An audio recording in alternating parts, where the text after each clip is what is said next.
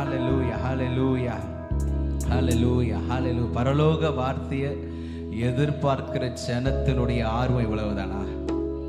ஹalleluya. இன்னைக்கு கர்த்தர் நமக்கு பரலோக வார்த்தையை கொடுக்க போகிறார். அன்றைக்கு நம்முடைய முற்பிதாக்களை பரலோக மன்னாவினால் ஆண்டவர் நிரப்பி போஷித்தது போல, வனாந்தரத்தில் வேற எதுவுமே அங்கே பண்ண முடியாது, பயிரிட்டாலும் எதுவுமே விளையாது, வனாந்தரமான வெட்டாந்தரையான இடம். ஆனால் அந்த இடத்துல வானத்தின் ஆசீர்வாதத்தினால் நிரப்பினவர். இன்றைக்கு அதே வானத்தின் வார்த்தையினாலே அவர் நம்மை நிரப்புகிறதற்கு போதுமானவராக இருக்கிறார். ஹல்லேலூயா. வலது கரத்தை இருதயத்தில் வைத்துக்கொண்டு, ஆண்டவரே உடைய வார்த்தையை கேட்க ஆவலோடு இருக்கிறப்பா. நல்லா எல்லா வலது கரத்தை இருதயத்தில் வைங்க. வலது கரத்தை இருதயத்தில் வச்சு, ஜீசஸ் இன்னைக்கு உங்கள் வார்த்தை, இன்னும் நிறைய பேர் வைக்கவே இல்லையே, நிறைய பேருக்கு வார்த்தை வேணவே வேணாம். ஆண்டவரே இன்னைக்கு என் கூட நீங்கள் பேசுங்க, என் கூட இடைபடுங்கப்பா. உடைய வார்த்தைகள் எங்களை தேற்றுகிற வார்த்தையாய், எங்களை ஆற்றுகிற வார்த்தையாய், எங்களை உருவாக்குகிற வார்த்தையாய், எங்களை ஆண்டவரே மேன்மைப்படுத்துகிற வார்த்தையாய், எங்களை எச்சரிக்கிற வார்த்தையாய், எங்களை மாற்றுகிற வார்த்தையாய், எங்களை மறுரூபப்படுத்துகிற வார்த்தையாய், எங்கள் சூழ்நிலைகளை மாற்றுகிற வார்த்தையாய், எங்கள் காரியங்களை ஜெயமாக்குகிற வார்த்தையாய் இன்றைக்கு எங்களோடு இடைப்படுங்கப்பா. இன்றைக்கு எங்களோடு பேசுங்க, இன்றைக்கு எங்களோடு பேசுங்க. Hallelujah hallelujah hallelujah. Yes yes yes yes Jesus, yes Jesus. நன்றி அப்பா, நன்றி அப்பா, நன்றி அப்பா, நன்றி அப்பா. ஹல்லேலூயா ஹல்லேலூயா. நல்ல அந்நிய பாஷைகளை பேசுறவங்க வாய்களை திறந்து சத்தத்தை உயர்த்த நல்ல அந்நிய பாஷைகளை பேசி, ரகா மஹான் தேரேஷா ரக் கோலோரியான் சரிமஹா. Yes master, yes Jesus. Hallelujah hallelujah hallelujah hallelujah. நான் பார்க்கிறேன் வானத்திற்கு மேல ஒரு தூதன் இந்த இடத்துல பரலோக மன்னாவை எடுத்துக்கொண்டு வருகிறத பார்க்கிறேன். ஹல்லேலூயா. ஒரு பரலோக மகிமை. ஹல்லேலூயா ஹல்லேலூயா ஹல்லேலூயா. வேண்டும் இன்னைக்கு என் கூட ஆண்டவர் பேச போகிறார்னு விசுவாசிக்கிற தேவ பிள்ளைங்க நல்ல சத்தத்தை உயர்த்தி, ஹல்லேலூயா. எனக்கு நீர் கொடுக்க போகிற வார்த்தைகளுக்காக நன்றி ஆண்டவரே. இன்றைக்கு நீர் இடைபோட போகிற வார்த்தைகளுக்காக நன்றி. நல்ல தலைக்கு மேல 2 கரங்களை தட்டி, எஸ் மாஸ்டர், நன்றி இயேசுவே, நன்றி அப்பா, நன்றி அப்பா, நன்றி அப்பா, நன்றி ஆவியானவரே. Thank you Jesus. நன்றி அப்பா, நன்றி நன்றி நன்றி நன்றி ஆண்டவரே. ஆண்டவரே உம்முடைய பிரசன்னத்திற்காக நன்றி அப்பா. ஹல்லேலூயா. கர்த்தர் நல்லவர். எல்லாரும் உங்க கரங்களில் இருக்கிற வேதத்தை எடுத்துக்கொள்ளுங்கள். கர்த்தர் பெரியவர். இந்த நாளிலும் கர்த்தருடைய வார்த்தையை கொடுக்கும்படியாக கர்த்தர் அடியேனுக்கு பாராட்டின ஸ்லாக்கியத்திற்காக முதலாவது நான் தேவனுக்கு நன்றி செலுத்துகிறேன். கடந்த மாதத்திலிருந்து நம்முடைய அன்பு நண்பர் பஷ ஆரம்பலா அவர்கள் அழைத்து கொண்டே வந்தார்கள். ஆனால் சில கான்ஃபரன்ஸ்லாம் போக வேண்டியிருந்ததுனால என்னால் வர முடியலை. ஆனால் இன்றைக்கு கர்த்தர் அவருடைய சித்தத்தின்படி அவருடைய ஆலயத்தில் வந்து கர்த்தருடைய வார்த்தையை கொடுக்கும்படியாக கர்த்தர் பாராட்டின இந்த ஸ்லாக்கியத்துக்காக நான் நன்றி செலுத்துகிறேன். அன்பு போதகர் அவர்களுக்கு நன்றி, அவருடைய துணைவியாருக்கு நன்றி, உடன் ஊழியர் செய்கிற ஒவ்வொருவருக்காகவும் நான் நன்றி செலுத்துகிறேன். எல்லாவற்றிற்கும் மேலாக என்னை அதிகமாய் நேசிக்கிற, நான் நேசிப்பதை பார்க்கிலும் என்னை அதிகமாய் நேசிக்கிற உங்களுக்காக நான் கர்த்தருக்கு நன்றி செலுத்துகிறேன். கர்த்தர் நல்ல. எத்தனை பேர் கர்த்தருடைய வார்த்தையை கேட்க ஆயத்தமாக இருக்கிறீங்க? என்னுடைய சத்தம் கேட்குதா? கிளியராக கேட்குதா? எனக்கு காது அடைச்சிட்டு இருக்கு, சரியா கேட்கல, அதனால தான் உங்களை கேட்குறேன். உங்களுக்கு கிளியராக கேட்குதுல? வாய்ஸ் உங்களுக்கு கேட்கல அப்படின்னா எனக்கு சொல்லுங்கள், நான் கொஞ்சம் சத்தமாக பேசுகிறேன். பிரைஸ் எல்லாம். எத்தனை பேர் ஆயத்தமாக இருக்கிறீங்க? இன்னைக்கு கர்த்தர் தம்முடைய தீர்க்க தரிசனமான வார்த்தையினாலே நம்மோடு இடைபட போகிறார். ஆமென். அவ்வளவுதானா சத்தம்? எத்தனை பேர் ஆயத்தமா இருக்கிறீங்க? ஹல்லேலூயா. கர்த்தர் நல்லவர். Price the Lord. அவர் என்றும் மாறாதவராய் இருக்கிறார். ஹல்லேலூயா. நேற்றைய தினத்துல கூட கர்த்தருடைய வார்த்தையை கொடுக்கும்படியாக நான் நேற்று தான் கன்ஃபார்ம் பண்ணாங்க. முன்னாடி கேட்டாங்க, ஆனால் நேற்று தான் கன்ஃபார்ம் பண்ணாங்க.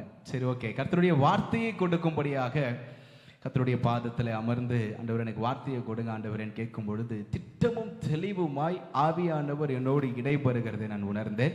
ஆண்டவர் திட்டமும் தெளிவுமாய் ஒரு வார்த்தையை என்னோடு பேசினார். இந்த வார்த்தையை என் ஜனங்களுக்காக நீ சொல்ல வேண்டும், இதிலிருந்து நீ போதிக்க வேண்டும் என்று சொல்லி ஆண்டவர் டைட்டில் மட்டும் கொடுத்துட்டாரு. சைட் ஹெட்டிங்லாம் எதுவுமே கொடுக்கல. ஆண்டவர் என்ன பண்ணிட்டாங்க, டைட்டிலை கொடுத்துட்டு இந்த டைட்டில் இருந்து நீ பேசு, நான் உன்னோட நான் இருப்பேன் ஆண்டவர் சொல்லிட்டாரு. விசுவாசிக்கிறேன். இன்னைக்கு ஆவியானவர் நம்மோடு இடைபட போகிறார். ஹல்லேலூயா. எடுத்துக்கொள்ளுவோம். மத்தேயு எழுதின சுவிசேஷ புத்தகம் 7வது அதிகாரம் 24வது வசனத்தை எடுத்தவர்கள் சத்தமா வாசிக்கலாம். நான் சொல்லி இந்த வார்த்தைகளை கேட்டு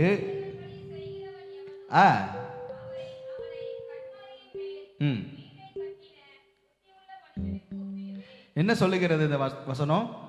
நான் சொல்லிய இந்த வார்த்தைகளை கேட்டு இவைகளின்படி செய்கிறவன் எவனோ அவனை கண்மலையின் மேல் தன் வீட்டை கட்டின புத்தியுள்ள மனுஷனுக்கு ஒப்பிடுவேன். Price the Lord. இன்னொரு வசனத்தை கூட நான் உங்களுக்கு காண்பித்து கொடுக்கிறேன். 1 கொரிந்தியர் 14வது அதிகாரம் 20வது வசனத்தை எடுத்தவர்கள் நல்ல சத்தமா வாசிக்கலாம். 1 கொரிந்தியர் 14வது அதிகாரம் 20வது வசனம். 14:20. சகோதரரே, நீங்கள் புத்தியிலே குழந்தைகளாய் இராதேயுங்கள், துர்க்குணத்திலே பாருங்க, நீங்கள் புத்தியிலே குழந்தைகளாய் இல்லாம துர்க்குணத்திலே குழந்தைகளாயும் புத்தியிலோ தேறினவர்களாயும், சொல்லுங்க, பக்கத்துல பார்த்து சொல்லுங்க, புத்தியிலோ தேறினவர்களாய் இருங்கள். Price the Lord. இந்த 2 வசனங்களிலும் பார்க்கும் பொழுது கர்த்தர் தெளிவாய் எனக்கு சொன்ன ஒரு வார்த்தை, புத்தியுள்ள மனிதன். பிரைஸ், அண்டர்லைன் பண்ணிக்கோங்க, நீங்க குறித்து வைத்துக் கொள்ளுங்கள். புத்தியுள்ள மனிதன். ஹல்லேலூயா. எதிர்பார்க்கிற ஒரு வாழ்க்கை என்ன தெரியுமா? நாம் அவருடைய பிள்ளைகளா இருக்கிறோம். நம்முடைய செயல்பாடுகள், நம்முடைய காரியங்கள் எப்படி இருக்கணும் தெரியுமா? ஆண்டவர் எதிர்பார்க்கிறது புத்தியுள்ள மனிதனாய் இருக்க வேண்டும். ஹல்லேலூயா. என்ன பிரதர், எங்களெல்லாம் அறிவில்லைன்னு சொல்றீங்களா அப்படின்னு சிலர் யோசிக்கிறது நல்லா உங்களுடைய ஃபேஸை பார்க்கும் போதே தெரியுது. அப்போனா நாங்கள்லாம் என்ன பாஸ்டர் ஆரம்போலா சபையில் இருக்கிற நாங்கள்லாம் வந்து புத்தி இல்லாதவங்களா, நாங்கள்லாம் அறிவில்லாதவங்களா அப்படின்னு நீங்கள் கேட்கறது எனக்கு கேட்குது, சத்தமாக கேட்குது, மனசுக்குள்ளே நினைக்கிறது. ஆனால் அப்படி கிடையாது. ஆவியானோட நான் கேட்ட ஆண்டவரை இப்படி ஒரு வார்த்தையை சொன்னால் அந்த ஜனங்க என்ன சொல்லுவாங்க? ஆண்டவர் தெளிவாக சொல்லிட்டாரு, இதை தான் நீ போய் ஜனங்களுக்கு சொல்லணும். Praise the Lord. ஹல்லேலூயா. புத்தியுள்ள மனிதன். ஏன் ஆண்டவர் இப்படிப்பட்ட வார்த்தையை சொல்றாரு? ஏன் ஆண்டவர் புத்தியுள்ள மனிதர்களாய் நாம் செயல்பட வேண்டும் என்று எதிர்பார்க்கிறார் என்று சொன்னா, வசனம் தெளிவாய் சொல்லுகிறது, கர்த்தர் நமக்கு எப்படிப்பட்ட ஆவியை கொடுத்திருக்கிறார்? இல்ல, இன்னொரு வசனம், கர்த்தர் நமக்கு பயமுள்ள ஆவியை கொடாமல் தெளிந்த புத்தியுள்ள ஆவி, பலமும் அன்பும் தெளிந்த புத்தியுள்ள ஆவி. Price the Lord. ஆண்டவர் நமக்கு எப்படிப்பட்ட ஆவியை கொடுத்திருக்கிறாரு? தெளிந்த.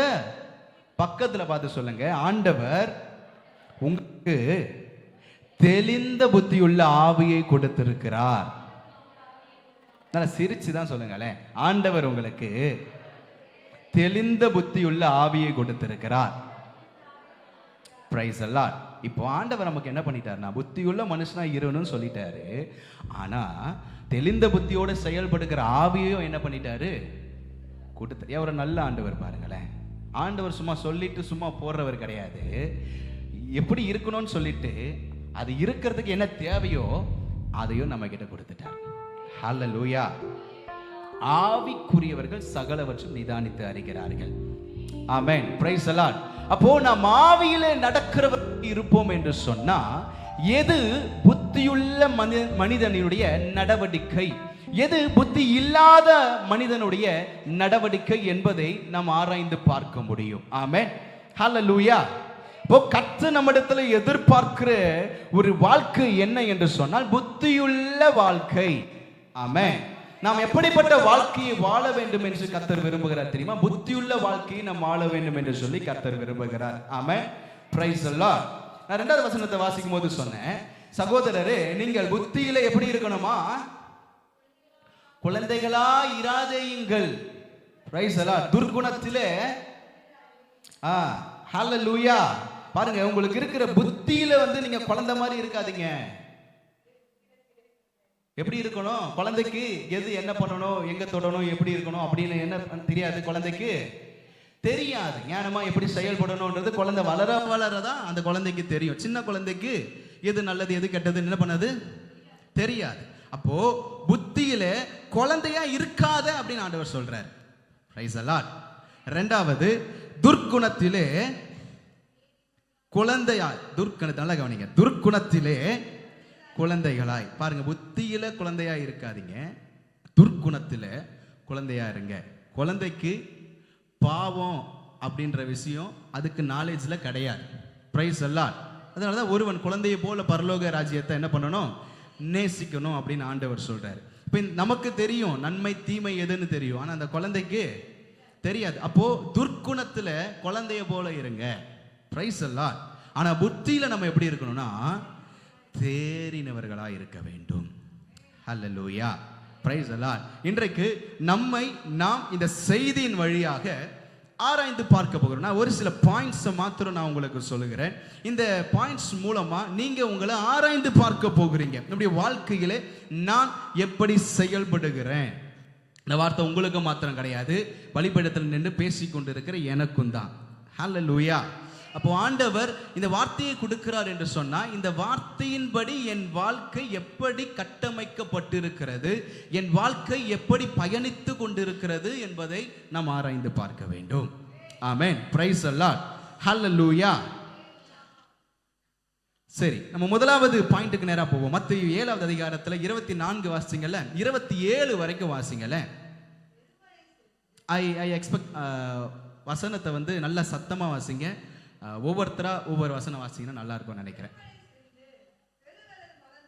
24ல இருந்து வாசிங்க. ஆகையால் நான் சொல்லி இந்த வார்த்தைகளை கேட்டு இவைகளின்படி செய்கிறவன் எவனோ அவனை கன்மலையின் மேல் தன் வீட்டை கட்டின புத்தியுள்ள மனுஷனுக்கு ஒப்பிடுவேன். வேற யாரும் வாசிக்க மாட்டாங்களா? ஒவ்வொரு வசனமா ஒவ்வொருத்தர் வாசினா நல்லா இருக்கும். பெருமழை சொரிந்து பெரு வெள்ளம் வந்து காற்று அடித்து அந்த வீட்டின் மேல் மோதியும் அது விழவில்லை. ஏனென்றால் அது கன்மலையின் மேல் அஸ்திபாரம் போடப்பட்டிருந்தது. நான் சொல்லி இந்த வார்த்தைகளை கேட்டு, நான் ஏன் பேக் அவங்க வாசிக்க நானும் வாசிக்கிறேன்னா நீங்களும் கவனிக்கணும் அப்படின்றதுக்காக தான். எல்லாருமே வசனத்தை நல்லா கவனிங்க. இது எல்லாருக்குமே தெரிஞ்ச ஒரு ஸ்டோரி தான். வாசிங்க சிஸ்டர். நான் சொல்லி இந்த வார்த்தைகளை கேட்டு இவைகளின்படி செய்யாதிருக்கிறவன் எவனோ அவன் தன் வீட்டை மணலின் மேல் கட்டின புத்தி இல்லாத மனுஷனுக்கு ஒப்பிடப்படுவான். பெருமழை சொரிந்து பெரு வெள்ளம் வந்து காற்று அடித்து அந்த வீட்டின் மேல் மோதின போது அது விழுந்தது, விழுந்து முழுவதும் போதும். இந்த ஸ்டோரி நம்ம எல்லாருக்குமே தெரியும் தானே? தெரியாதவங்களுக்காக நான் இன்னும் ஒரு முறை கூட இதை நான் உங்களுக்கு ஷார்ட்டாக சொல்றேன். அப்போ நான் செய்திக்கு உள்ள போகிறேன்.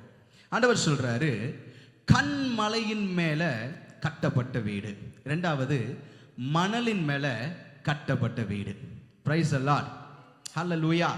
கன்மலையின் மேல ஒரு வீடு கட்டப்பட்டிருக்கும் என்று சொன்னா, அந்த வீட்டில் பெருமழை பெருவெள்ளம் காற்று எது அடித்தாலும் கண்மலையில் அஸ்திபாரம் போடப்பட்டதுனால என்ன வந்து மோதினாலோ அதை அசைக்க முடியாது.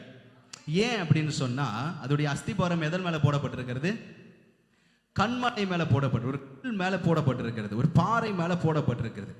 அப்படிதானே? ரெண்டாவது ஆண்டவர் சொல்றாரு, மணல் மேல கட்டின வீடு.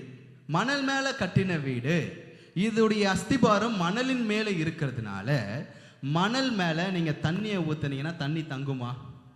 தங்காது. இன்னொன்னு, மணல் வந்து ஸ்டேபிளா இருக்குமா? இருக்காது. அப்போ காற்று அடிக்கும் போது, வெள்ளம் வரும் பொழுது, எல்லாம் வந்து மோதும் பொழுது அது மேல அஸ்திபாரம் ஸ்ட்ராங்கா இல்லாததுனால அது மேல இருக்கிற வீடு என்ன ஆகும்? அது சரிந்து விழுந்து போகும். அப்படிதானே? உங்களுக்கு பிராக்டிக்கலா இப்ப சொல்லும் போதே தெரியுதுல. ஹல்லேலூயா. அப்போ பிரியமானவர்களே, நாம் நம்முடைய வாழ்க்கையை ஆராய்ந்து பார்க்க இந்த ஓமமையை ஆண்டவர் இந்த இடத்துல சொல்லியிருக்கிறார் என்று சொன்னா, நம்முடைய வாழ்க்கை எப்படி இருக்கிறது? புத்தியுள்ள மனிதனுடைய அஸ்திபாரம் கன்மலையின் மேல் போடப்பட்டிருந்தது. புத்தியுள் இல்லாத மனிதனுடைய அஸ்திபாரம் மணலின் மேல் போடப்பட்டிருந்தது. Price the Lord. இப்போ என்னென்ன காரியங்கள் எல்லாம் நடக்குமோ அது எல்லாம் நடக்கிறது. ஆனா ஒன்று மாத்திரம் நிலைத்திருந்தது, கன்மலையின் மேல் அஸ்திபாரம் போடப்பட்டிருந்தது. ஹல்லேலூயா. நம்முடைய இந்த அஸ்திபாரம் என்று சொல்லுகிறது நம்முடைய வாழ்க்கையில நம்முடைய நம்பிக்கை, நம்முடைய விசுவாசம், நம்முடைய அஸ்திபாரம் எதன் மேல் உள்ளது என்பதை நாம் ஆராய்ந்து பார்க்க வேண்டும். Price the Lord. நாம் கிறிஸ்தவ வாழ்க்கையில இருக்கிறோம், சபைக்கு வந்து கொண்டு இருக்கிறோம், வீட்டில் ஜெபம் பண்றோம், ஆண்டவருடைய பிள்ளைன்னு சொல்றோம், நம்முடைய பேர் நாமம் கூட கிறிஸ்தவ பேரா இருக்கலாம். எல்லா காரியமும் இருக்கு, சுற்றி இருக்கிறவங்களுக்கு முன்னாடி நம்ம ஒரு கிறிஸ்தவர்களாய் வாழ்ந்து கொண்டு இருக்கிறோம். ஆனால் நம்முடைய வாழ்க்கை கர்த்தர் எதிர்பார்க்கிற வாழ்க்கையா இருக்கிறதா, அல்லது அவர் மேல பூரணமான நம்பிக்கையோடு இருக்கிறோமா, அல்லது வெளியே பார்க்கறதுக்கு மாத்திரம் ஒரு கிறிஸ்தவர்களாய் செயல்பட்டு கொண்டு இருக்கிறோமா? Price the Lord. ஆண்டவர் அப்படிப்பட்ட கிறிஸ்தவர்களை ஆண்டவர் விரும்புகிறதே கிடையாது. ஹல்லேலூயா. நான் கிறிஸ்தவனாய் இருப்பது பெருமை அல்ல, கிறிஸ்துவை உடையவனாய் இருப்பது தான் எனக்கு பெருமை. எத்தனை பேர் விசுவாசிக்கிறீங்க? கிறிஸ்துவை உடையவனாய் இருக்கிறவன் யாருன்னா அவனுடைய அஸ்திபாரம் கன்மலையாகிய கிறிஸ்து மேல் இருக்கும். ஆமென். நம்முடைய நம்பிக்கை, நம்முடைய அஸ்திபாரம் யார் மேல இருக்கிறது என்பதை நாம் சற்று ஆராய்ந்து பார்க்க வேண்டும். மனிதர்கள் மேல் இருக்கிறதா, அல்லது நம்மிடம் இருக்கிற சொந்தங்கள், சொத்து பத்துகள், பணத்தின் மேல நம்முடைய நம்பிக்கை இருக்கிறதா? நம்ம யோசிச்சு பார்ப்போம், என் பேங்க் பேலன்ஸ் ஓகே, அப்போ இந்த சூழ்நிலையை கடந்து செல்கிறதுக்கு என்கிட்ட அக்கௌண்ட்ல என்ன இருக்கு? காசு இருக்கு, இதை நம்ம கடந்து போயிடலாம். இந்த காரியத்தை என்ன பண்ணுவோம்? இது பார்க்கறதுக்கு அந்த உறவு இருக்காங்க, அவங்க முடிச்சிருவாங்க. இது எப்படி? அப்படி நம்ம மனிதர்களை வைத்து திட்டம் போடுகிறவர்களாய் இருக்கிறோமா? பிரைஸ் எல்லாம் நான் பிராக்டிக்கலா பேசுறேன். சில நேரங்களிலே நம்முடைய யோசனைகள் கர்த்தரை கொண்டு கிறிஸ்துவுக்குள் இருக்கிறதா, அல்லது மனிதரை கொண்டு, அல்லது நம்மிடம் இருக்கிற பணத்தை கொண்டு நம்முடைய யோசனைகள் இருக்கிறதா என்பதை நாம் ஆராய்ந்து பார்க்க வேண்டும். ஹல்லேலூயா. இன்றைக்கு நம்பிக்கை மனிதர்கள் மேலோ அல்லது உங்களிடம் இருக்கிற பணத்தின் மீதோ இருக்கும் என்று சொன்னா, மணல் மேல் கட்டின வீடு போல ஒரு பெரும் காற்று அடித்தாலே, பிரச்சனை நம்முடைய வாழ்க்கையில மோதினாலே விழுந்து போய் விடுவோம். Price the Lord. டிமானிஸ்டேஷன் அப்படின்னு ஒண்ணு வந்துச்சு. கோடி கோடியா அக்கௌண்ட்ல வச்சிருந்தவன்லாம் தெரு கோடியில போய் நின்னுட்டான், லைன்ல போய் நிக்க ஆரம்பிச்சிட்டாங்க. எல்லாருமே பார்த்தோம் தானே? Price the Lord. எவ்வளவோ பேரு பணத்தை தெருக்கல்ல வாரி இறைத்தார்கள். எவ்வளவு கோடி வைத்திருந்தோம், ஒரு யூஸுமே இல்லாம போச்சு. 500 1000 செல்லாது. அப்ப அவங்க கிட்ட இருக்கிற எல்லா பணமும் வேஸ்டா போச்சு. நிறைய பணத்தை எரிச்சாங்க, நிறைய பணம் குப்பையில கடந்தது. ஹல்லேலூயா. சில பணத்துக்கு கணக்கு இல்ல, அக்கவுண்ட்ல போய் போட முடியாது. அது என்ன ஆயிடுச்சு? அதெல்லாம் வேஸ்ட். Price the Lord. இது எல்லாம் அழிந்து போகும், இதையெல்லாம் நிலையற்றதா இருக்கிறது. ஆண்டவர் எதிர்பார்க்கிற நிலையான ஒருவர் நமக்காக இருக்கிறார். அந்த நிலையானவர் மேல நம்முடைய அஸ்திபாரம் இருக்கும் என்று சொன்னா, டிமானிஸ்டேஷன் வந்தாலும் சரி, கொரோனா வந்தாலும் சரி, பஞ்சகாலம் வந்தாலும் சரி, விபத்துகள் வந்தாலும் சரி, நாச மோசங்கள் வந்தாலும் சரி, கொள்ளை நோய் வந்தாலும் சரி, எது வந்தாலும் என்னுடைய வீடு ஒருபோதும் அசைக்கப்படுவதில்லை. ஏன் என்று சொன்னா, என்னுடைய நம்பிக்கை அவர் மேல இருக்கிறது, என்னுடைய விசுவாசம் அவர் மேல உறுதியா இருக்கிறது, என்னுடைய அஸ்திபாரம் நித்திய கன்மலையாகிய கிறிஸ்துவின் மேல நான் போடப்பட்டிருப்பதால எதை குறித்தும் நான் சோர்ந்து போவதில்லை, எதை குறித்தும் நான் கவலையா இருப்பதில்லை, எதை பார்த்தும் நான் பயப்படுவதில்லை. ஏன் என்று சொன்னால் என்னுடைய அஸ்திபாரம் அவர் மேல இருக்கு. எத்தனை பேர் விசுவாசிக்கிறீங்க? ஹல்லேலூயா. நாட்கள், கொடிய நாட்கள் வந்து கொண்டு இருக்கிறது. Price the Lord. இதுல சொல்லப்பட்ட வார்த்தையின்படியே பெருமழை, காற்று, பிரச்சனைகள், புயல் போல நடக்க போகிற நாட்களுக்குள்ளாக நாம் சென்று கொண்டிருக்கிறோம். Price the Lord. எல்லாம் முடிஞ்சிருச்சு, கொரோனா முடிஞ்சிருச்சு, எல்லாம் நிறைய ஆக்சிடென்ட் கூட நடந்துச்சு, எல்லாம் முடிஞ்சிருச்சுன்னு நினைக்காதீங்க. இதுக்கப்புறம் தான் நடக்க போகிற காரியங்கள் பயங்கரமா இருக்க போகிறது. பிரைஸ். தம்முடைய தீர்க்கதரிசிகளுக்கு ஆண்டவர் தெளிவா சொல்லிட்டு இருக்காரு, என்னுடைய வருகை சமீபமா இருக்கிறது. அவருடைய பாதத்துல உட்காரும் போதெல்லாம் ஆண்டவர் சொல்ற வார்த்தை, இதோ சீக்கிரமாய் நான் வருகிறேன். ஆண்டவர் சொல்றது, உனக்குரியதை நீ பற்றி கொண்டிரு, உன் ஜனங்களுக்கு போய் நீ எச்சரித்து சொல்ல வேண்டியவை என்று சொல்லி ஆண்டவர் சில வார்த்தைகளை கொடுக்க ஆரம்பிச்சிட்டாரு. இன்னைக்கு ஆண்டவர் தம்முடைய தீர்க்கதரிசிகளுக்கு, கள்ள தீர்க்கதரிசிகளை குறித்து நான் பேசல, நல்ல தீர்க்கதரிசிகளை குறித்து பேசுறேன், கர்த்தருடைய தீர்க்கதரிசிகளை குறித்து பேசுறேன். ஆண்டவர் பாதத்தில் அமரும் போதெல்லாம் கர்த்தர் எச்சரிப்பின் சத்தத்தை கொடுக்க ஆரம்பித்து விட்டார். ஏன் என்று சொன்னால் கர்த்தருடைய வருகை மிகவும் சமீபமாய் இருக்கிறது. ஹல்லேலூயா. இந்த நாட்களிலே நாம் விழிக்க வேண்டியது மிகவும் அவசியமாய் இருக்கிறது. இந்த நாட்களிலே என்னுடைய நம்பிக்கை யார் மேல இருக்கிறது, ஏன் விசுவாசம் யார் மேல பூரணமா இருக்கிறது என்பதை நான் ஆராய்ந்து பார்க்க வேண்டிய நாட்களுக்குள்ளாய் நான் இருக்கிறேன். ஆமென். ஆண்டவர் ஏன் இந்த வார்த்தையை சொல்லணும்? இன்னைக்கு ஒமேகா எழுப்புதல் சபையில் இருக்கிற நாம் அதை ஆராய்ந்து பார்க்க வேண்டும். என் நம்பிக்கை யார் மேல இருக்கு? என் நம்பிக்கை பூரணமா யார் மேல இருக்கு? என் கணவன் மேல, என் கணவன் பார்த்துப்பாரு, என் மனைவி பார்த்துப்பாங்க, என் பெற்றோர் பார்த்துப்பாங்க, என் பிள்ளைங்க பார்த்துப்பாங்க. பிரைஸ் எல்லாம். அந்த நம்பிக்கை எல்லாம் விட்டுருங்க. என் கர்த்தர் என்னை பார்த்து கொள்ளுவார், அவர் என்னோட இருக்கிறார், அவர் என்னை பார்த்துக்கொள். இந்த ஒரு நம்பிக்கை உங்களுக்குள்ள இருக்கும் என்று சொன்னா நீங்களும் அவரை விட மாட்டீங்க, அவர் ஒருபோதும் உங்களை விடவே மாட்டாரு. ஹல்லேலூயா. கர்த்தர் எதிர்பார்க்கிறது அதுதான். ஆண்டவர் எவ்வளவோ நன்மையை செஞ்சோம், இந்த ஜனங்களுக்கு கர்த்தருடைய நன்மையை தெரியல, கர்த்தருடைய நன்மை புரியல. ஈஸியா சொல்லிட்டாங்க, எங்களுக்கு முன் செல்லுகிற ஒரு தெய்வத்தை என்ன பண்ணுங்க, உண்டாக்குங்க. Price the Lord. ஹல்லேலூயா. எவ்வளவு வேதனையான காரியம். இன்னைக்கு ஆண்டவர் எத்தனையோ எச்சரிப்புகளை கொடுக்கிறார், எத்தனையோ வார்த்தைகளை சபைகளுக்கு கொடுக்கிறார், எத்தனையோ தீர்க்க தரிசனங்களை தம்முடைய தாசர்களை கொண்டு கர்த்தர் வெளிப்படுத்துகிறார். ஆனால் துன்மார்க்கர் உணராதிருந்தார்கள். ஆனா புத்திமான்களாகிய நாம் உணர்ந்து கொள்ள வேண்டிய நாட்களுக்குள்ளாக இருக்கிறோம். ஞானவான்கள் உணர்ந்து கொள்ளுவார்கள் என்று வேதம் சொல்லுகிறது. ஆமென். ஹல்லேலூயா. நாட்கள் பொல்லாதவைகள் ஆனதால் காலத்தை பிரயோஜனப்படுத்தி கொள்ள வேண்டிய சமயத்தில் நாம இருக்கிறோம். ஹல்லேலூயா. Praise the Lord. இன்னைக்கு வருகையை குறித்த நம்பிக்கை பலருக்கு அற்று போய்விட்டது. இதோ வராருன்னு சொல்றாங்க, அதோ வராருன்னு சொல்றாங்க, சொல்லிக்கிட்டே தான் இருக்கிறாங்க. எங்க அவர் வந்த பாடு இல்லையே. Price the Lord. அவர் வரும் நாளையும் நாளிகையும் யார்கிட்டும் சொல்லிட்டுலாம் வரமாட்டாரு. வருவேன் என்று சொன்னவர் நிச்சயம் வருவார். இந்த நொடியில கூட வரலாம், ஆனால் இந்த நொடியில அவர் வருவார் என்று சொன்னார். என் நம்பிக்கை யார் மேல இருக்கு? என் அஸ்திபாரம் யார் மேல இருக்கு? அதுதாங்க சிஸ்டர், பிரதர், அதுதான் ரொம்ப முக்கியம். ஆமென். இந்த உலகத்தில் இருக்கிற காரியங்களை ஆண்டவர் பூரணமா நமக்கு கொடுக்கிறதுக்கு போதுமானவராக இருக்கிறார். முதலாவது தேவனுடைய ராஜ்யத்தையும் அவருடைய நீதியையும் தேடுங்கள், அப்பொழுது இவைகள் எல்லாம் உங்களுக்கு, ஆண்டவர் சொல்றாரு பாருங்க, கொடுக்கப்படும் மாத்திரம் சொல்லல, கொடுக்கப்படும். ஆமென். ஆண்டவர் போஷிக்கிறவரா இருக்கிறாரு.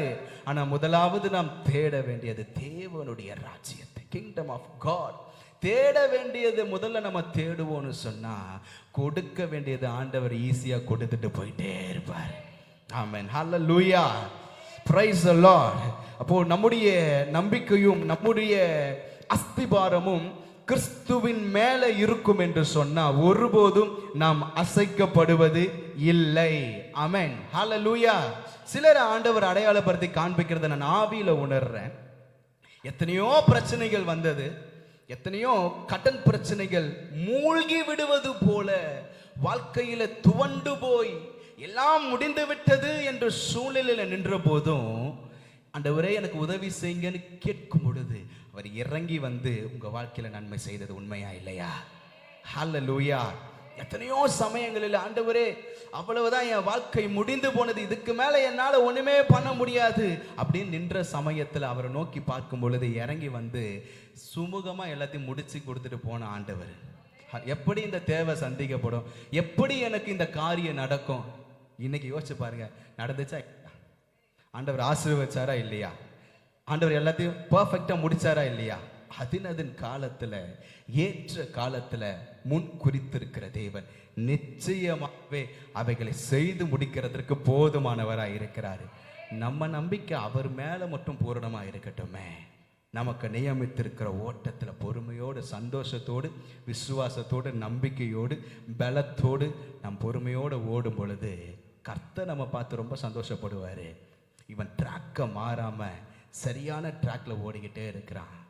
அப்போ அவனுக்கு என்னென்ன கொடுக்க வேண்டுமோ அதையெல்லாம் ஆண்டவர் பூரணமாய் கொடுக்கிறவராய் இருக்கிறார். ஆமென், ஹல்லேலூயா, பிரைஸ் தி லார்ட். அப்போ புத்தியுள்ள மனிதனுடைய செய்கைகள் எப்படி இருக்கும் தெரியுமா?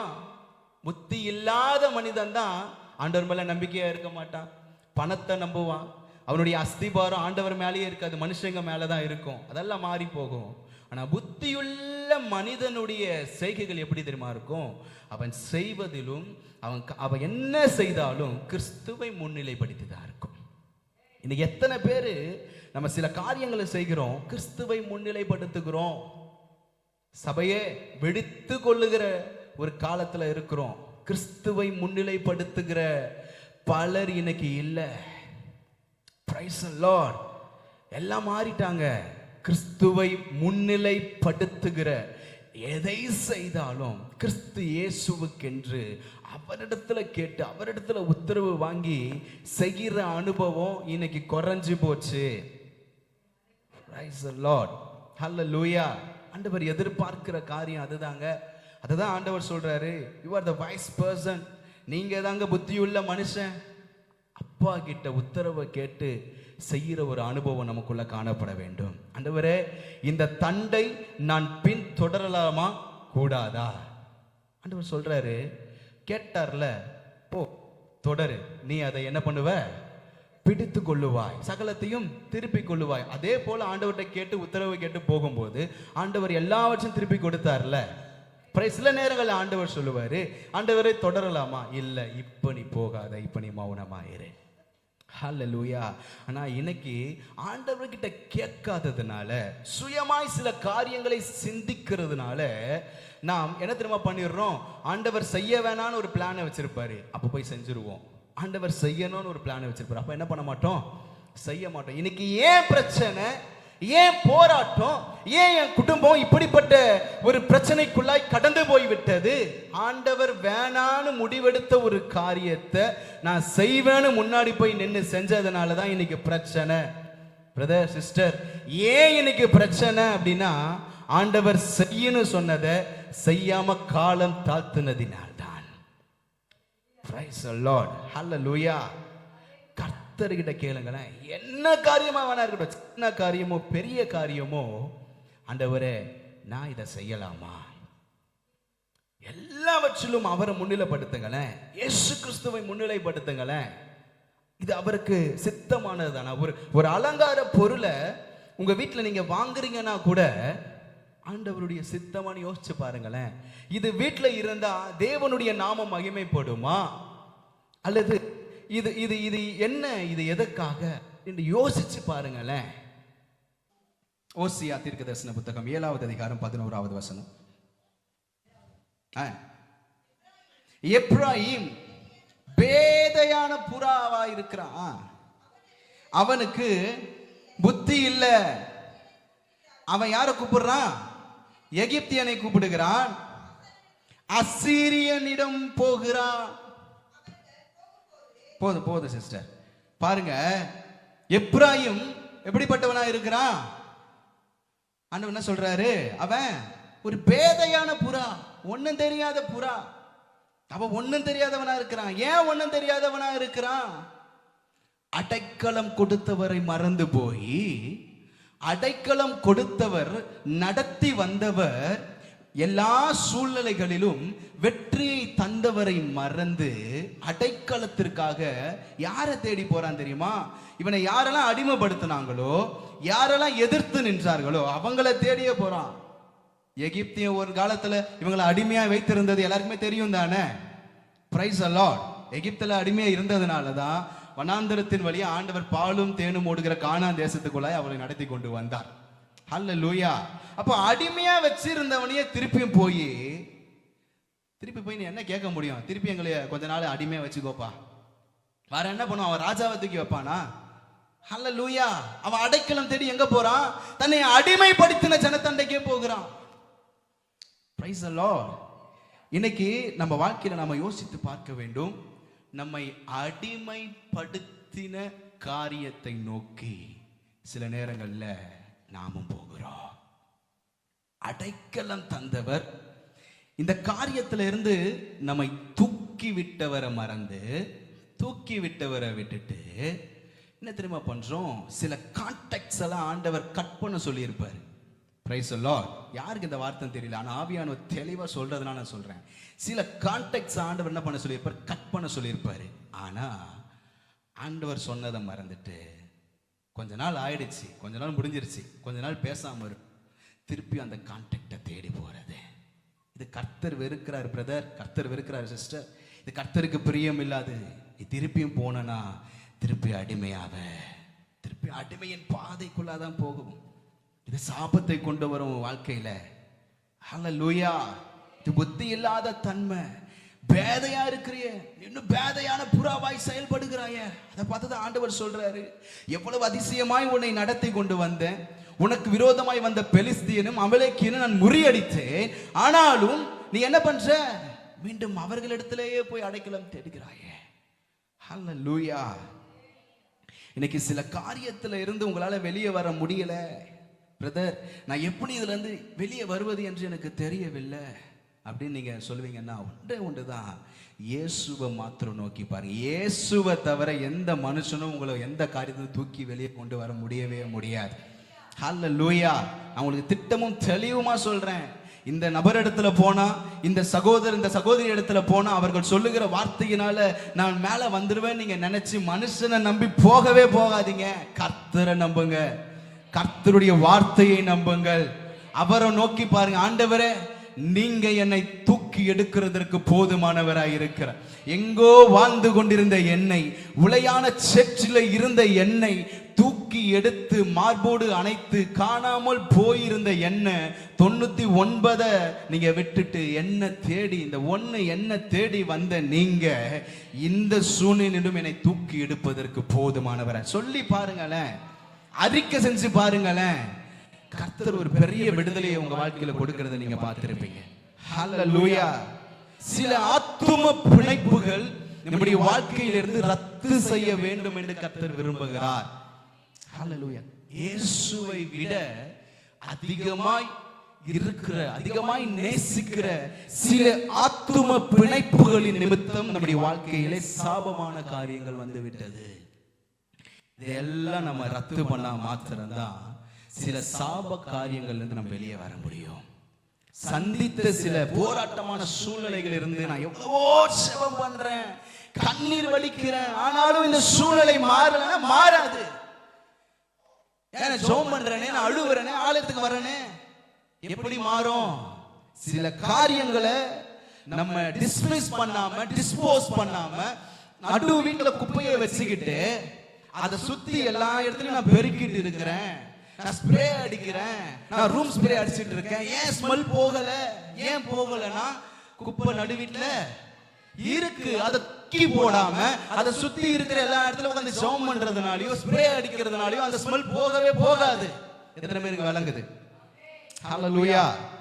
தூக்கி போட வேண்டிய காரியங்களை தூக்கி போட்டு தேடி பாருங்க. கர்த்தர் உங்க வாழ்க்கையில பெரிய காரியத்தை, நறுமணத்தை உங்க வாழ்க்கையில கொடுக்கிறதுக்கு போதுமானவராய் இருக்கிறார். ஆமென். நீங்க செஞ்சு பாருங்களேன், உங்க வாழ்க்கையில மாற்றத்தை நீங்க பார்ப்பீங்க. பிரைஸ் எல்லாம் நீங்க தூக்கி போட்டு பாருங்க. யாருக்கும் ஆண்டவர் பேசிட்டு இருக்காரு. நான் இதெல்லாம் எதுவுமே நான் தியானிக்கல. ஆண்டவர் நீங்க தீர்க்க தரிசனமா வெளிப்படுங்கன்னு சொல்லிட்டேன். இன்னைக்கு ஆண்டவர் ஆவியானவர் சில வார்த்தைகளை கொடுத்துக்கிட்டே இருக்கிறத நான் ஃபீல் பண்றேன். ஆண்டவரே, என் வாழ்க்கையில நான் இந்த காரியத்தில், அது உங்களுக்கு தான் தெரியும், உங்க உள்ளத்துல இருக்கிற காரியத்தை, இந்த காரியத்துக்கு நான் வெளியே வரவே முடியல. ஏன் வர முடியல அப்படின்னா தூக்கி போடல, உள்ள வச்சுட்டு இருக்கோம். தூக்கி போட்டு பாருங்களேன். இந்த கசப்பு உள்ள இருக்குல்ல, தூக்கி போட்டு பாருங்களேன். ஒரு பெரிய சமாதானத்தினால கர்த்தர் உங்க இருதயத்தை நிரப்புகிறதுக்கு போதுமானவராக இருக்க. மன்னிக்க முடியாம இருக்கீங்கல்ல, மன்னிச்சு பாருங்களேன். கர்த்தர் ஒரு பெரிய சமாதானத்தை உங்க உள்ளத்துல கொடுப்பாரு. ஹல்லேலூயா. ஆமென். விட முடியல, விட்டு பாருங்க. ஹல்லேலூயா. ஆண்டவர் தொட வேணான்னு சொல்றாருல, அதை தொடாம இருந்து பாருங்களேன். இன்னைக்கு ஒரு கேன்சல் பண்ண போறோம். இன்னைக்கு நம்ம ஃபினிஷிங்ல ஜெபம் பண்ண போறோம். சில காரியங்களை புத்தியீனமாய் நாம் செய்த, புத்தி இல்லாம நாம செய்த சில காரியங்களை கேன்சல் பண்ண போறோம். ஆண்டவர் இன்னைக்கு ஒரு பெரிய அற்புதத்தை நம்ம வாழ்க்கையில செய்ய போகிறோம். எத்தனை பேர் விசுவாசிக்கிறீங்க? ஹல்லேலூயா.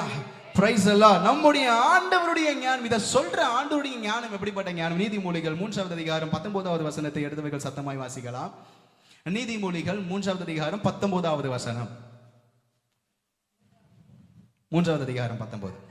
கர்த்தர் ஞானத்தினாலே பூமியை அஸ்திபாரப்படுத்தி புத்தியினாலே எல்லாரும் என்ன பாருங்க, எல்லாரும் சொல்லுங்க. கர்த்தர் ஞானத்தினாலே பூமியை அஸ்திபாரப்படுத்தி புத்தியினாலே வானங்களை ஸ்தாபித்தார். ஹல்லேலூயா. நம்முடைய வானம், பூமி, கோள்கள், பால்வெளி அண்டம், இதெல்லாம் குறித்து நம்ம வாலிப பிள்ளைங்களுக்கு எல்லாருக்குமே தெரியும், பெரியவங்களுக்குமே தெரியும். பிரைஸ் அப்படிதானே? வானத்துல நட்சத்திரங்கள் இருக்கு. என்னைக்காவது ஒரு நாள் இந்த நட்சத்திரம் வந்து பூமியில விழுந்ததுன்னா, இந்த வானத்துல இருக்கிற நட்சத்திரம் பூமியை விட பெருசு, அப்படிதானே? அப்போ அந்த நட்சத்திரம் வந்து பூமியில விழுந்துச்சுன்னா பூமி இருக்கவே இருக்காது. என்னைக்காவது ஒரு நாள் மேல 9 கோள்கள் இருக்கு, ஏதாவது ஒரு கோள் தன்னுடைய பாதையை மாத்தி இங்க வந்து விழுந்துச்சுன்னு வச்சுக்கோங்களேன், பூமி இருக்குமா? இருக்காது. இல்லைன்னா ஒரு சின்ன கோளா இருந்ததுன்னா, எப்படியோ சின்ன கடைசியா சொல்ற புதன், மெர்க்குரின்னு வச்சுக்கோங்களேன், அந்த கோள் வந்து பூமியில விழுந்துச்சுன்னா அந்த கோளுடைய சைஸு இந்த ஏசியா கண்டத்தையே முழுசா விழுகிடும். அவ்வளவு பெருசு இருக்கும். Praise the Lord. ஹல்லேலூயா.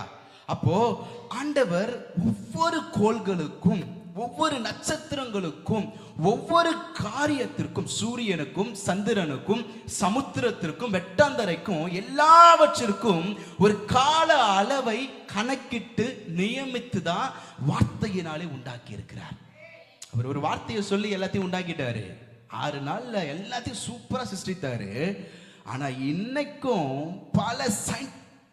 பலரும் ஆச்சரியப்பட்டு பிரமிக்கிற விஷயம் என்ன தெரியுமா?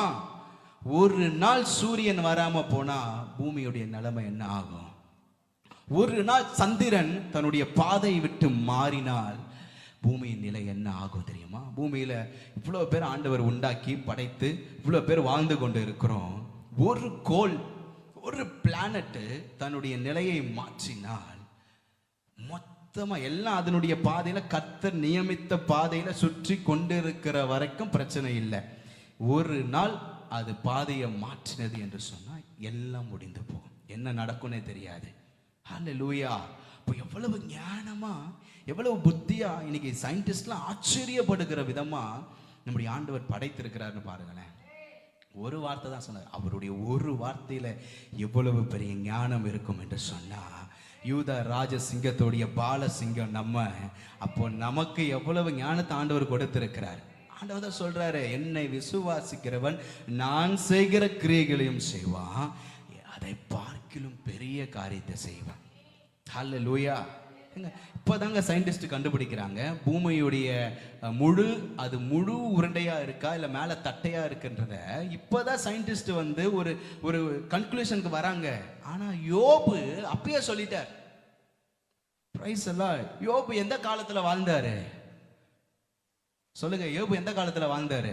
அவர் சொல்றாரு, பூமி எப்படி இருந்துச்சு நீங்க அஸ்திபாரப்படுத்தும் போதே நாங்க இருந்தனேன்றாரு யோபு. ஹல்லேலூயா. இப்போ வேதத்துல எல்லாவற்றிற்கும் ஆன்சர் இருக்குன்னா இந்த வேதத்தை கொடுத்தவர் யாரு? கர்த்தர், தேவன். அப்போ சகலவற்றையும் அவ்வளவு ஞானமாய் அவ்வளவு புத்தியாய் ஆண்டவர் செய்திருக்கிறார்னா, அப்போ நம்ம கிட்ட ஆண்டவர் எப்படி எதிர்பார்ப்பார்னு யோசிச்சு பாருங்களேன். ஹல்லேலூயா. அவருடைய பிள்ளையாய் இருக்கிற நாமும் அவரை போல ஞானமாய் புத்தியாய் செயல்படும் பொழுது கர்த்தர் நமக்காக எல்லா காரியத்தையும் வாய்க்க செய்கிறதற்கு போதுமானவராய் இருக்கிறார். ஆமென். ஹல்லேலூயா. ஒரு பாயிண்ட் சொல்லிட்டு நான் அடுத்த உங்களை ஜெபத்திற்குள்ளாக நடத்தணும்னு விரும்புறேன். அடுத்த ஒரு பாயிண்ட், மத்தேயு 25வது அதிகாரம் 2ல இருந்து 13 வரைக்கும் 2 வசனமா ஒவ்வொருத்தரா வாசிச்சீங்கன்னா நல்லா இருக்கும். மற்றவங்க எல்லாரும் அந்த வசனங்களை கவனிங்க. மத்தேயு எல்லாரும் எடுத்துக்கொள்ளுங்கள். மத்தேயு 25வது அதிகாரம் நான் எடுத்துக்கிறேன். 2ல இருந்து 13 வரைக்கும் 2 வாசிக்கணும். எங்க இருந்து வாசிக்கிறீங்க? அவர்களில் 5 பேர் புத்தியுள்ளவர்களும் 5 பேர் புத்தி இல்லாதவர்களுமா இருந்தார்கள்.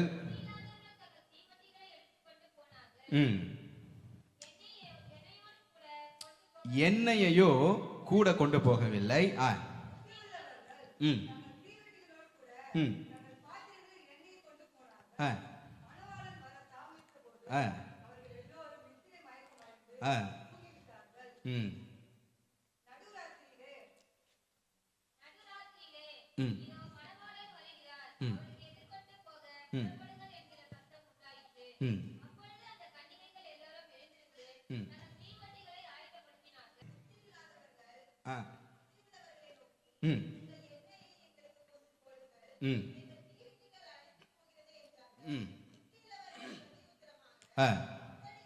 அப்படி அல்ல.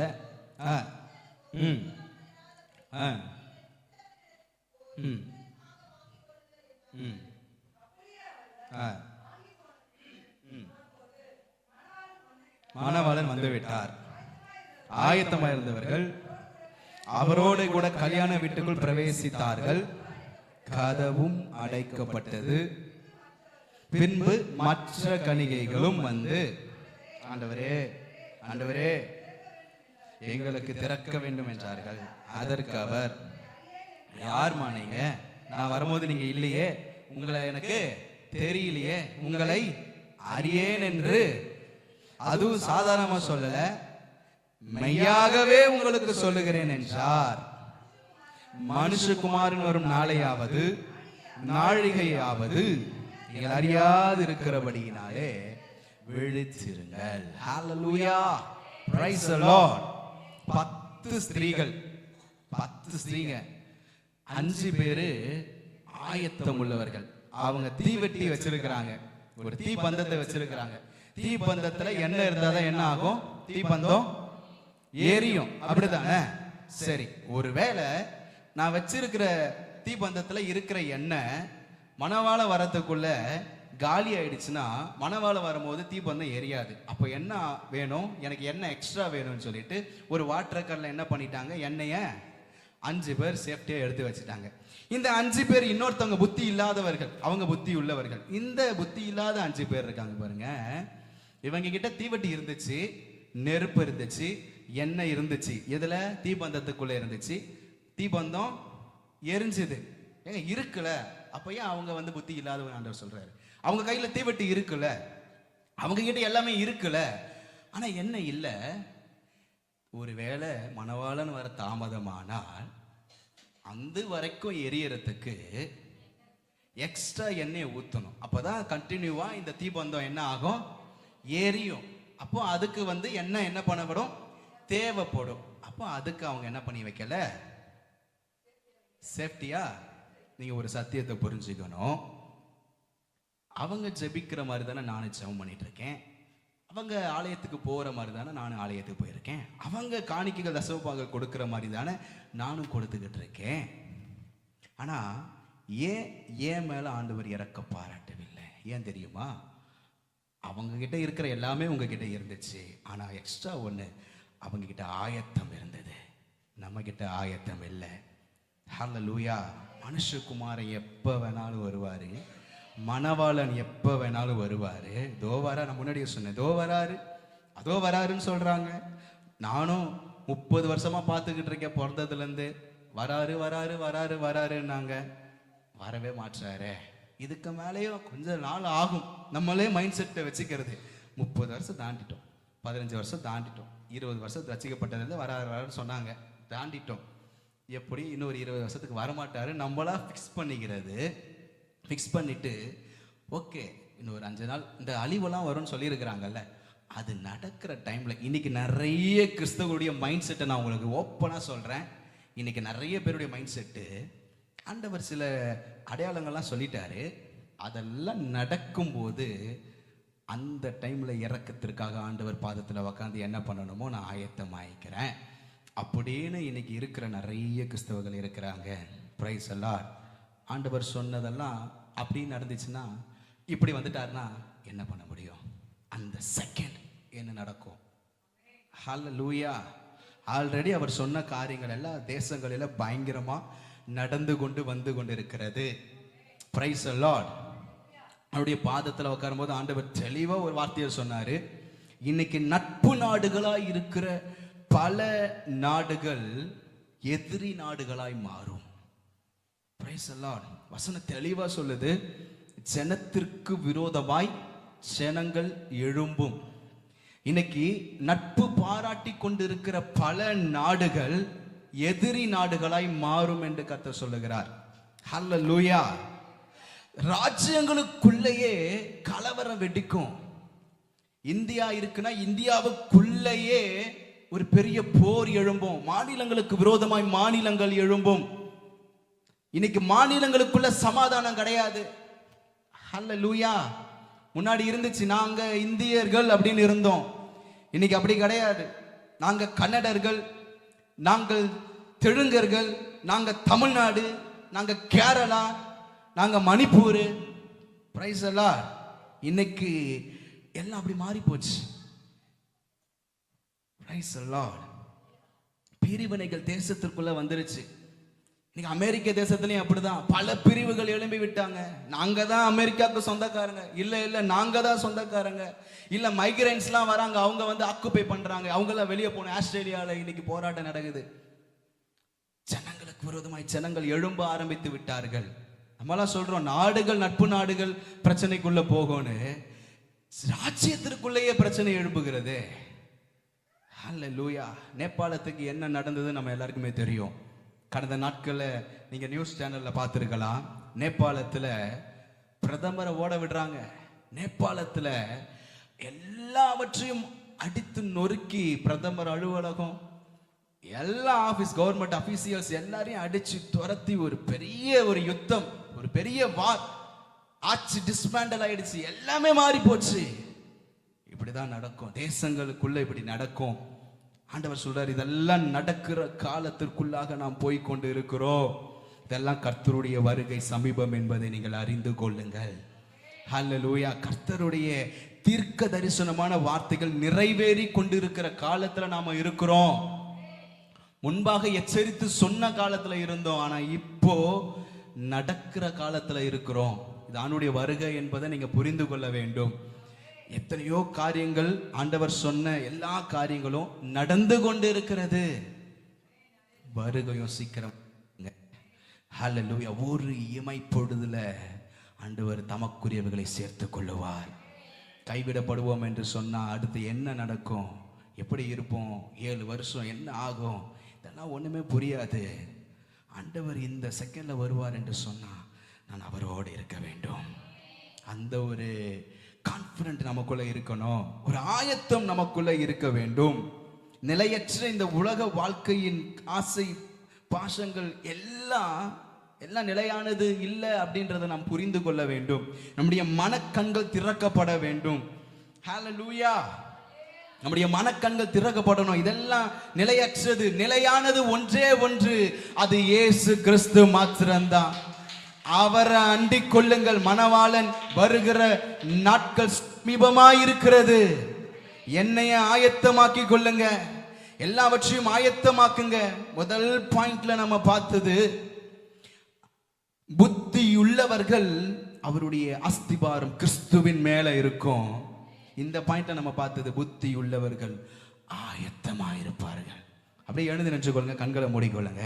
நம்ம கொஞ்ச நேரம் ஜெபம் பண்ணுவோம். ஆண்டவர் இன்னைக்கு என்ன வார்த்தையினால் நம்ம பேசினாரோ, ஒருவேளை உங்களுக்கு பர்சனலா ஆண்டவர் பண்ணி இருக்கலாம், சில வார்த்தைகளை தொற்றிருக்கலாம். அப்படியே அறிக்கையிடுங்களேன். நீங்க அறிக்கையிட கர்த்தர் உங்க வாழ்க்கையில பெரிய காரியத்தை செய்யறதுக்கு அவர் போதுமானவராக இருக்கிறார். ஆண்டவர்னு சொல்லி நல்லா உள்ளத்தின் ஆழத்திலிருந்து ஹல்லேலூயா, ஹல்லேலூயா, ஹல்லேலூயா.